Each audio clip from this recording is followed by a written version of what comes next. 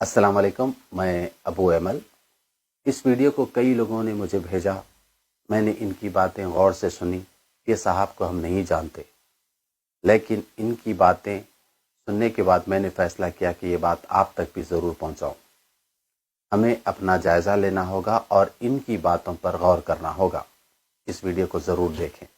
बहुत सारे बुद्धिजीवी हैं, लेखक हैं, पत्रकार हैं, सामाजिक चिंतक हैं, राजनीतिक चिंतक हैं, वामपंथी चिंतक हैं जो इस चिंता में घुले जा रहे हैं कि भारत के अंदर मुसलमानों के साथ बहुत ही अन्याय हो रहा है।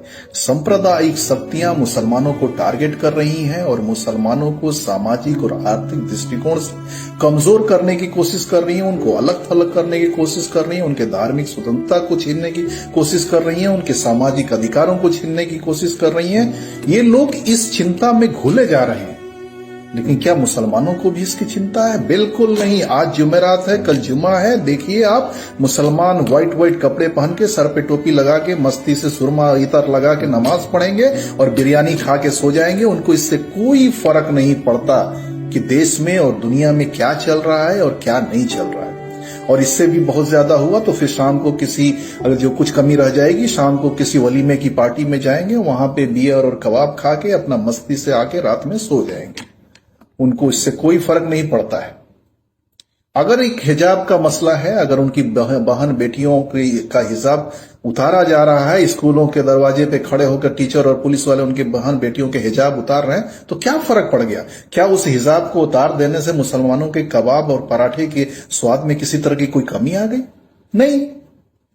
आप उसका सबसे बड़ा उदाहरण ले लीजिए कि आप दिल्ली का उदाहरण ले लीजिए, जहां सीए एनआरसी के विरोध में इतना प्रदर्शन हुआ। बूढ़ी बूढ़ी औरतें, जवान औरतें, बच्चियां महीनों वहां मैदान के अंदर, सड़क के अंदर ऊपर बैठी रहीं। किस लिए? ताकि हम मुसलमानों के अधिकारों का हनन नहीं हो पाए। और आज क्या हुआ? उसके जितने अगवा हैं आज जेल में सालों से सड़ रहे हैं। क्या आपने कभी देखा है कि मुसलमानों ने उसके लिए आवाज उठाई हो? क्योंकि ये मुसलमानों का मुद्दा ही नहीं है। मुसलमानों को इससे कोई फर्क नहीं पड़ता, क्योंकि जिनकी आत्मा मर जाती है, जिनका आत्मसम्मान मर जाता है, जिनका जमीर मर जाता है, जिनका बुद्धि और विवेक मर जाता है, उनको इससे कोई फर्क नहीं पड़ता कि उनके साथ क्या हो रहा है। आपने कभी देखा कि ये संगठित होकर ये जो 20 करोड़ गिनतियों पे है, जिनकी गिनती से आरएसएस और भाजपा वालों की नींद उड़ी हुई है, रात को बेचारे सो नहीं पा रहे हैं कि 20 करोड़ हो गए, 20 करोड़ हो गए। अरे ये 20 करोड़ नहीं है, ये जिंदा लाशें हैं जो सिर्फ अपने कब्रों का इंतजार कर रही हैं। इसलिए आप उनकी चिंता मत करें। मैं ये नहीं कह रहा हूं, मैं किसी को गोली बम बारूद चलाने के लिए नहीं कह रहा हूं। मैं सिर्फ ये कह रहा हूं कि जो भारत के संविधान ने जो आपको अधिकार दिए हैं, कम से कम उनके प्रति तो सजग हो जाओ। उससे आपको किसने रोका है? लेकिन नहीं, इनके लिए दूसरे लोग मरते रहें, दूसरे लोग इनके लिए चिंता करें, दूसरे लोग इनके लिए आंदोलन करें, दूसरे लोग इनके लिए धरना दें, दूसरे लोग इनके लिए प्रदर्शन करें। लेकिन नहीं, ये क्या करेंगे? ये तो भाई मुशायरों में जाके वाह वाह करेंगे, ये जलसों में जाके नारे तकबीर का नारा लगाएंगे, ये उर्सों में और मेलों में जाके भीड़ लगाएंगे। इनको इससे क्या फर्क पड़ता है? क्योंकि ये जानते हैं कि ज्यादा से ज्यादा इनका क्या होगा।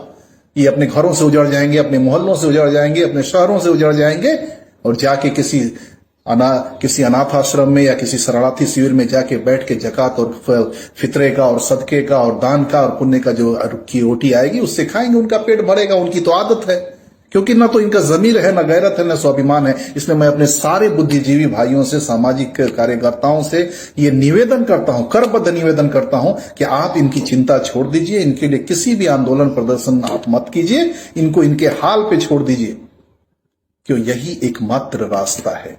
अगर ये बर्बादी की तरफ जाना चाहते हैं तो आप इनको नहीं बचा सकते।